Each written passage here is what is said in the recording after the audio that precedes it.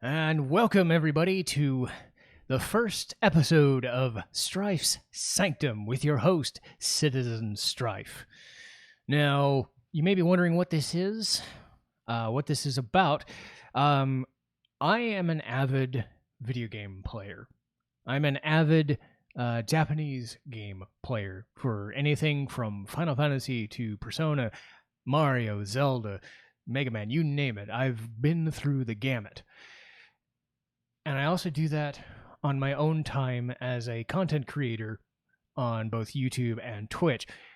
Something I find frustrating a little bit is that I don't get a chance to talk thoroughly about a game, because when you're playing a game on a content platform, there's always a sense that you have to talk with viewers, or you have to talk while the game is going on. You can't really do a deep dive into a game, at least not as well as you'd like to do. So when I wanted to do, say, a review series, I wondered what would be the best thing. My schedule doesn't allow me to do a thing like, physical, video and edited views and crazy effects and all that stuff, but I was able to come up with the idea of doing a podcast. But I also knew that my mode of talking to people on, say, a Twitch or a YouTube is to, if I don't like something, I tend to rail on it, or I tend to overinflate how important a thing is, and I realize that's not how I want to come across in this format. I want to come across as engaged, informative, but I also want to have an analytical yet positive approach to how I want to talk about things. And at the same time, I didn't want this to stretch way too long as a first episode. So when I came up with ideas for what games to do, the first one that came into my head was undoubtedly Final Fantasy. And the start with Final Fantasy, it was released in 1987 by Squaresoft, which was sort of failing itself at the time, trying to make other games. They created this as a last-ditch effort, or they would fold. Turns out this sold very well. And even though Dragon Quest is more notable in Japan for not really changing tack, and it stayed kind of the same thing over and over, and a bit of a comfort food like a Mario game would be, Final Fantasy's always been willing to change and go above and beyond and try different things. And it's always been about, what do we do? These little things in Final Fantasy, little changes to the battle system, or little changes to the characters, or little changes to dynamics. I always think of it like the early Final Fantasies were figuring out how to build its battle system. The middle Final Fantasy games, 6 through 10, were about building strong characters and stories and motivations to play. Later Final Fantasies, for better or for worse, are about refining what came before, but also integrating what modern aesthetics and graphics and things like that nature, but also a more frenetic pace and battle system. Because the older Final Fantasy games are a lot like Dragon Quest, where it's a very slow, methodical, strategic experience, which does have its benefits. Final Fantasy isn't my favorite RPG, but it does have a lot of things going for it. And when I came up with ideas of how to talk about it, I wanted to talk about its plot first, characters, battle system next, get into some of the music, and then also some positives and some negatives about it, and then kind of circle back and see where it feels like it is now. What is its kind of current, when you talk to somebody about Final Fantasy, or you watch a stream about Final Fantasy, what do you get out of it? And for me, what I get out of Final Fantasy is the plot is just save the world, go around, do the thing that you gotta do to revive the world from its evils and its ills, because people are dying, or people are sick, or things are withering and decaying because of these monsters and their overlord that we can't see. And you just gotta go with it. you go to a town, you do the thing, and you do it all over again. It's a cycle. And the cycle itself kind of keeps going into its final act. And whenever plot spoilers come up, and this will be especially true for later episodes, the main thrust of Final Fantasy is, well, there's not too much to spoil. But even if you do, like if you've never played this before, my idea is if you've never watched me before or never played a game before, you don't know what you're in for. So, spoiler warning for anyone who doesn't want to know. If you do, then the basic idea is the first enemy in the game, or the main enemy in the game, Garland, kidnaps a princess. You go about your business and you defeat the fiends, and then you go into the past. You don't know why you go into the past, except that like energy is radiating in a weird vortex kind of thing. And when you get through it, you find out that you're fighting old enemies from the old dungeons, including the four Phaetons of the elements, and it's like really hectic, and you wonder what's going on. And it turns out Garland is actually really the master of chaos. Isn't that what they call him? They call him Chaos. Or I haven't seen the thing, but basically he's the final boss, and he goes over this concept of a time loop where he already knew he was going to get defeated, so he sent the four fiends back into the past to send him into the future and do the thing, and it cycles around, and I don't know, but it does at least give Final Fantasy and Squaresoft this like carte blanche to like do the weird stuff that they do later on. They are willing to go to other worlds. They're willing to meld the worlds together, or you go inside the planet, or you go into different eras of time, or you do time skips, or you do stupid science fiction kind of stuff. It's willing to try different things. And Final Fantasy, despite some things that I don't have a fondness for, I'm still willing to give them points for trying things, even if they don't stick. Because if you don't try anything, you're never going to know what works for you. Much like this podcast. Anyway, so that was the basic plot, and next we get into characters, and to be fair, outside of Garland, there really aren't many characters. There are some NPCs you deal with, but there's really just the 6 party members, or so to say, the 4 warriors of light. But you get to choose from 6 character classes. I do want to preface this before another spoiler warning. Later in the game, about midway, you actually get to change your characters into heavier classes, and while I'm explaining them, I will go over the strengths and weaknesses of both the initial and the later classes, and why people would choose a certain class. The cool thing about Final Fantasy is you're able to choose right up front how many of what type of character you want. If you want 3 warriors, go for it. You want 4 warriors, go for it. You want 4 black mages, do it. You want 2 black mages, a thief, and a warrior, do it. You just change it up, and it always gives you a different experience. The warrior is your tank.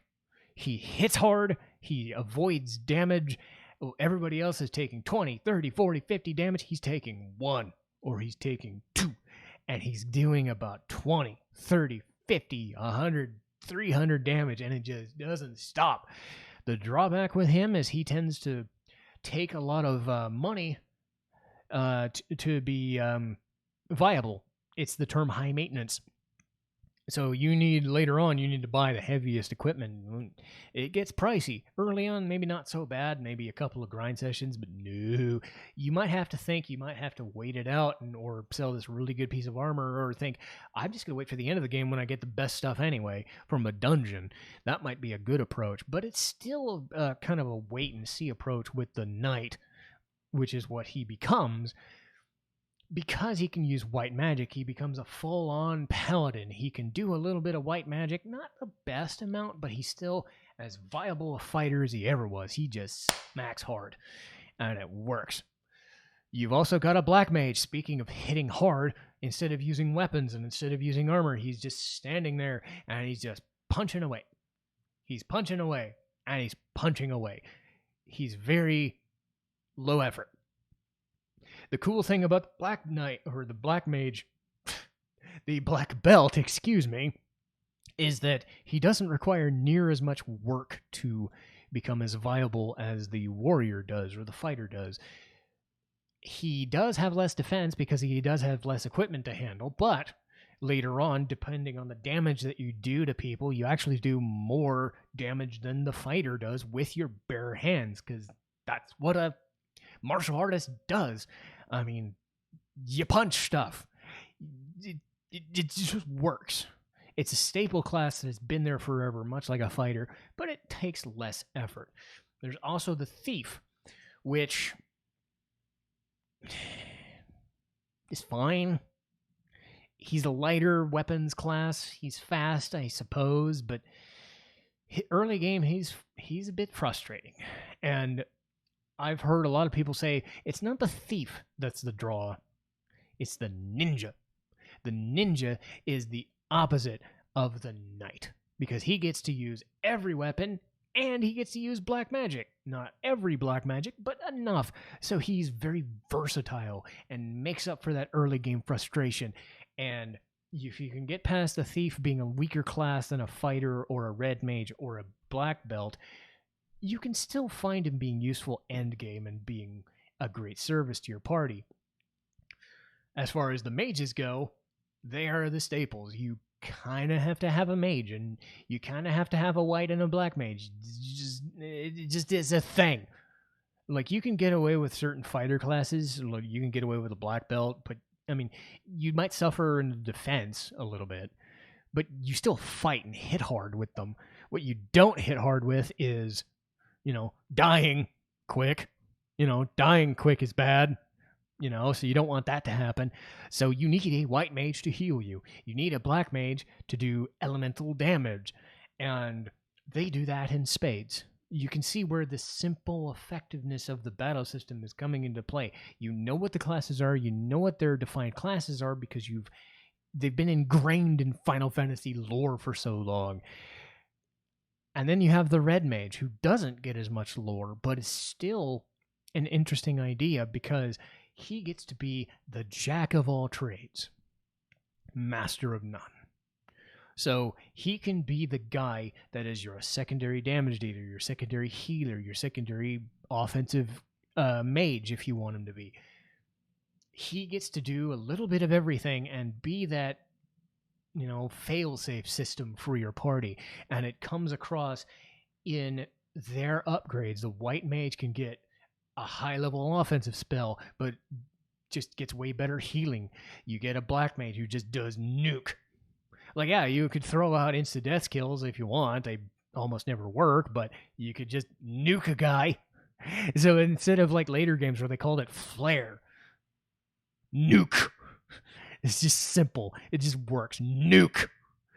And then red mage gets a little bit of everything. He doesn't get access to the best skills that a white and a black mage does, but he's still, again, going to be viable. And that's where the versatility of the battle system comes into play. At the beginning of the game, you get to pick what you want to be. So never do you ever sense that, like, if something struggles, you can retry. Even if you've been through the game 5 or 10 times, you could try a different combination. You're trying a randomizer. You could try a different setup and see if you can get a faster time. It's so good, and it just works. So even though the plot itself is very basic, the character versatility makes you come back and play through it, makes you fight through the waves of enemies that you keep going through over and over, makes you wonder, what are these enemies going to be like? Well, it comes into the battle system, it comes into play. A lot of times when I'm playing an RPG, I wonder, is it going to be a faster, like, action-based battle system, like a Zelda and Ys, a mana game, a Tales game, where you're fighting in the midst of a battle, like a Kingdom Hearts, or are you going to be a more strategic fighting system, like a Fire Emblem? Final Fantasy, Dragon Quest, things of that nature, when they first started, they were kind of in the middle. They were still on the slower side, but they managed to do what they needed to do. They managed to get you to think about what you're going to do, because you have the enemies on the screen, you have the fighters on the other side of the screen. So instead of the enemies taking up the entire front of the screen, Dragon Quest or Undertale style, you get to see everything that's on you. And it gets better as, Final Fantasy 2, Final Fantasy 3, you get more of the battlefield, and it, gets faster and faster and faster as things go. But that simple turn-based 3D or, pseudo 2D aesthetic is at least allows you to get a sense of who your characters are. Are they taking damage? Are they doing damage with the right type of spells? What enemies are you fighting? What are they going to do to you? And you get time to think. The benefit of turn-based games, and the one thing I always go back to, is I'm always allowed to think through my fighting. And if I'm not getting it right, well, I might have messed myself up, or maybe I get a critical hit and it all works itself out. You get that little strategy, that little moment where you think, all right, I'm ready. Let's do this fight. Let's go. And then you see the battle play itself out a little bit. You don't get that with other types of battle systems because you have to think fast. And Final Fantasy allows you to start slow and build from there. And it's always been fun. We talked about characters. We talked about the battle system. I think it's high time we talk about the music, though. Because I can talk about graphics all day long. I could talk about story all day long and characters all day long, but nothing in Final Fantasy. And I keep, pounding my chest or whatever, whenever I think about this. The thing that always drives me back to Final Fantasy is the music. Is knowing that when I'm playing a game, a certain song is going to hit at a certain time in the game, and it's just going to be so much fun. So Final Fantasy has been host to either some of the more grand spectacles, like a great boss theme, or something in a death scene, or something in a hectic part of the game. But maybe it's a staple. Maybe it's a staple of the franchise. And when I had to talk about music, I thought, what better music to talk about than the prelude? The opening theme. You open up the disc, or you open up the cartridge, or you open up the Steam page, and you're just like, boom, blue screen, arpeggio, soft, mystical wonder floats over you as you get to know that you are in for a journey. Every subsequent Final Fantasy, or at least most subsequent Final Fantasy games, add something new, a different instrument, a better production quality, a different vibe to the preludes. Some of them even change the genre that they do and act more of like a techno theme, like Final Fantasy X does, if you can spot it. The prelude is always there to give you that familiarity that you are playing a Final Fantasy game, and it's continued when you hear the theme of Final Fantasy, another song that is always there. It's a song that is almost always played in every Final Fantasy, and same idea, but it's a more bombastic theme. It's a sense of accomplishment. It's a sense that this is the grand adventure. This is the grand theme of wonder. It's the complete opposite of the soft opening, getting you into that, wondrous, mystical mindset. This is, you're on the journey now, and you're going. I kind of like that Final Fantasy 12 starts with the theme of Final Fantasy, because it kind of goes into that bombast, but it wouldn't have done it if it wasn't for Final Fantasy doing it first. Speaking of firsts, one of the first things I tried to learn on the guitar, other than like metal themes, was, Final Fantasy music, because that was what I was listening to at the time. And, this is going back a long ways, but I learned to play the battle theme because you would hear it. I would hear it over and over and over again, and it would be fun. This just simple bass line, and then the keyboards or the guitar or whatever the MIDI chip was trying to do at the time. You got to remember, these were very primitive instruments and instrumentation, but what they were able to get out of just 8-bit music at the time, even for a game like Mario or Zelda, these songs stand the test of time. And the battle theme is great because it sets the tone, like almost every Final Fantasy theme until like midway into the franchise started with that bass line. You get the bass line, then you get the hectic, keyboards and stuff, and it would just be a great theme. And it better be, because you're going to spend upwards of 100 battles onto it. It's going to be the theme you hear the most. So even if it may not be the best song, it better be a good one. And it definitely was for me. So we talked about, we talked about what Final Fantasy is. We talked about the plot, characters, music. What I want to do is kind of delve back into them as well with a bit more finesse. Speaking of the battle system, that's where a lot of the kind of issues, and I do want to stress, this isn't going to be a negative in the sense of I'm going to rag on it. This is a negative in the sense that I'm going to think through why it's a negative, but understand why maybe it didn't work, or what they did at least improve on in the future so that things did change for the better. And specifically in the battle system, the idea of inventory, it's the fighter has to spend all this money to get this best armor or this best weapon, or fight in the dungeon with crappy weapons waiting for the thing to get there, the best weapon in the game at that point. Some of the weapons don't even work as intended. Some of the spells, a lot of the buffing spells don't work as intended. The damage spells do. The damage spells work perfectly. And that's kind of what you have to hope for. That being said, the game is very glitchy. It turns the thief into a bit of a lost cause because him running away is not as effective as you'd hope for. A lot of the buffing spells or the debuffing spells just don't interact with the characters the way you were hoping for, so something wrong happens.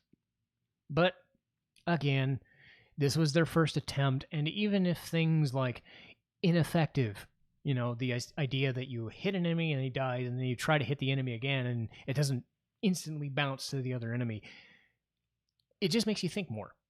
It makes you plan out your battles more and think through what attacks you have to do the damage to the enemy and then hit the other one later.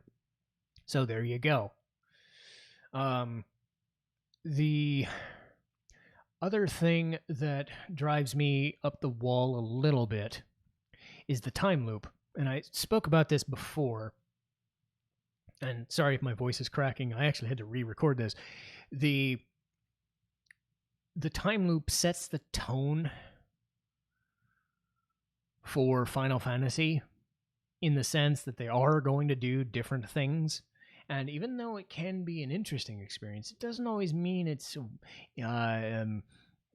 framed in the right way. I think time loops and time paradoxes run the risk of, like, the best example I could throw out isn't even, like, it's from a game, but think of, like, without spoiling it, think of like your son is going to turn into your great grandfather of this thing. It's almost like a Spaceballs kind of thing. Like, you do this, so it creates the person in the past to do this thing in the future. You can see where it just gets all muddy.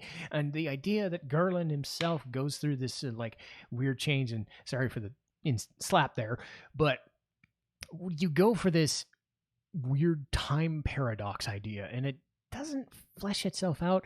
Again, this was a story. I don't know if it was the best idea. I mean, the alternative would have been like the four fiends empower him and just zap him with some goo and he becomes chaos, right? It would have been, kind of boring, I guess. Or he could have just done the I have my second form, that sort of thing, which is almost as cliche. So the time loop itself doesn't exactly pan out the way they were hoping, but it's not a bad thing either. So I'd say it's hit or miss. But getting back to the positives, and a lot of that can be traced to the replayability. Whether you're playing it for the first time, whether you're playing it again in the original setting, or you're playing a different version of the game with improved graphics or better balancing issues, or if you're doing a randomizer. I spoke about randomizers before. You're taking an 8-hour or 10-hour game of straightforward gameplay, and then you're asked to take this party to go to this place to find this thing, but it could be over here, and you go into different spots in different areas and try different things. You have this sense of familiarity, but it's always going to be different. You're always going to be fighting something different. You're going to be fighting something foreign because you know enough about the game that you can sneak through it. But because you're fighting with a different party member, or you're fighting with a different loadout, or you're trying to fight with a different item or a different spell, you can always try something different. So it gives you that sense of wonder. So even though it is a simple experience, it doesn't mean that it's a bad one. It means that it's a comforting experience. It's a comfort food. And that's the thing I want to stress more than anything else about Final Fantasy, is it is a comfort food.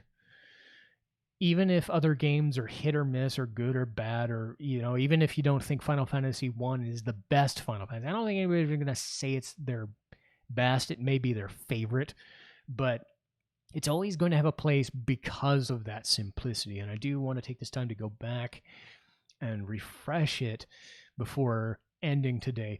The idea that Final Fantasy gave you was, this is our last opportunity. This is the character's last opportunity. This is the developer's last opportunity to make something special.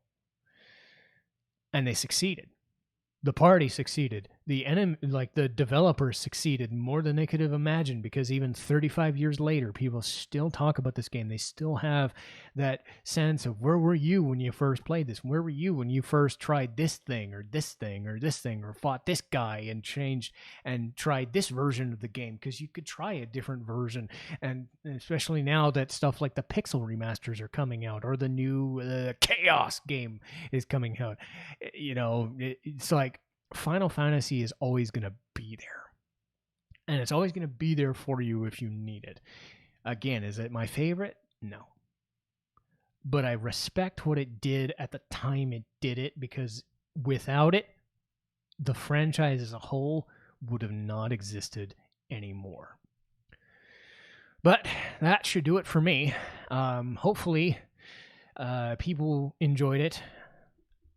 This is an interesting experience for me. I've never really done podcasting, never done radio, never done anything other than, say, Twitch or YouTube and stuff like that. So hopefully this is, if this was your first time learning about Final Fantasy, awesome. If this was like, I've learned about Final Fantasy and played it 50 million times, I know the ins and outs, and you still got something out of it, and you just refreshed it and got like a tingle down your spine or something, or you just got angry, it's great. If you were able to get something out of this experience, that's all I could have ever asked for. Because my hope is that I end up making more and doing better and doing better and doing better at this as I go on.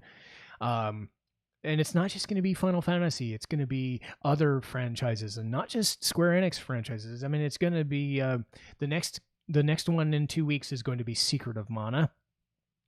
So that one's going to be really special to me.